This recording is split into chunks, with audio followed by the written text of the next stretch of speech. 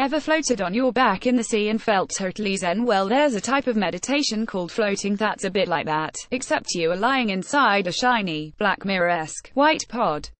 Why not watch our fave That's What She Said gals discussing their mental health experiences?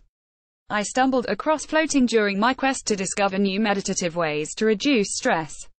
It turns out that, according to various studies, floating significantly reduces activity in the part of the brain called the amygdala, which controls our flight-or-fight responses and reduces the production of cortisol, often called the stress hormone.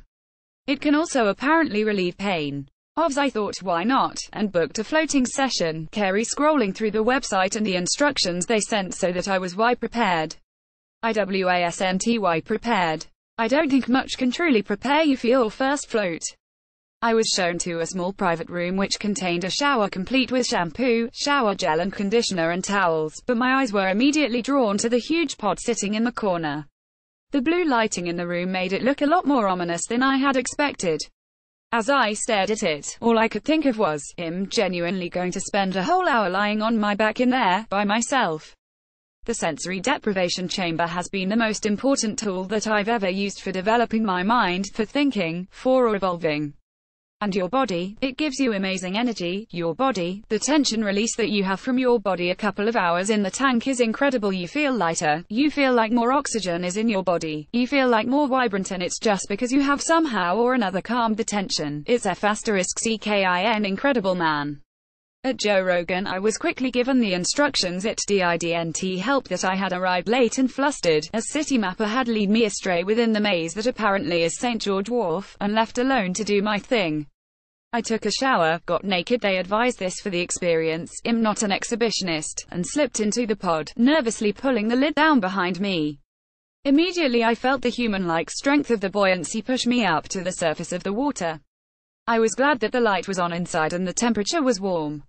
However, they tell you to switch the light off via a button at the side, not to be confused with a button on the other side which calls for assistance once you're comfortable and in position. So I switched off the light and settled into the water, and listened as the music, distant forest birds and trickling sounds filled the pod and made its way to my muffled ears underwater. I was just settling in when my breath caught. I realized I was lying the wrong way round. Heart beating, I reached for the light, switched it on, then slowly rotated myself around. Take 2. I got in position, closed my eyes, and the music turned off. They play it at the beginning so that you settle in, and at the end to signal the end of the session. I was lying there for about 2 minutes listening to the blood pound in my ears when I realized I had been told to put earplugs in. Maybe I should just forget about it and try to relax, I thought, but what if the water is actually harmful for my ears? Feeling a little bit stressed, I pushed the lid up, immediately relaxing a little as I realized how easy it was to get out of the pod if I ever needed to, grabbed the earplugs, stuck them firmly in and jumped back in the water, determined now to relax and start my deep meditation. Unfortunately, as I quickly lay back down, some of the water flicked into my eye and my mouth. I realized that what the staff member had told me was right. It really did sting when it got in your eye, and it was distracting. Also, it didn't taste good. Not one bit. Take 3. This time I was much calmer and felt much more ready and in control of the situation. I relaxed my body completely, letting my head fall back so that it was completely supported by the water, and stopped being an IRL Bridget Jones. Although I was initially worried about how long an hour was to lie in a dark water pod alone with my thoughts, as the minutes slipped by I felt more and more content.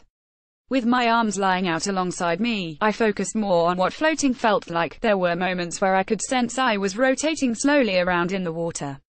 In past meditations I had done, the aim was to focus on the changing sensations in each part of your body, but as floating is all about sensory deprivation, I had barely any sensations anywhere. Nothing was touching my body but the water, which was so still I could barely feel it. It felt like there was a lack of gravity. I started imagining myself floating down a river, like Baloo in the Jungle Book, staring up at the sunshine sparkling through the yellow-white treetops. I imagined myself floating in space in the heavy silence, staring down at the tiny blue and green earth. Apparently, one of the mental benefits of floating is that it can increase creativity and heighten visualization. It certainly seemed to for me.